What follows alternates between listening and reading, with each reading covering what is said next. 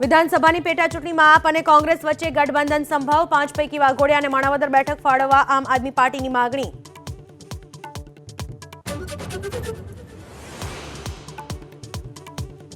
પાટણ લોકસભા બેઠક ઉપર ઠાકોરની સામે ઠાકોર ઉમેદવાર નક્કી, ચંદનજીને ચૂંટણી મેદાનમાં ઉતારવાનું કોંગ્રેસે બનાવ્યું મન.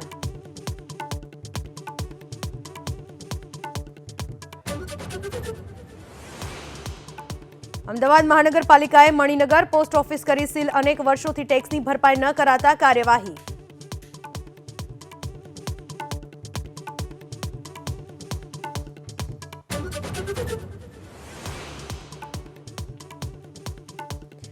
બનાસકાંઠા અને છોટાઉદેપુરમાં જોખમી સવારીનો વધુ એક વિડીયો વાયરલ. હોળીના તહેવાર પર માદરે વતન જવા લોકો જીવના જોખમે સફર કરવા મજબૂર. બનાસકાંઠામાં વિદ્યાર્થીઓની જોખમી મુસાફરી.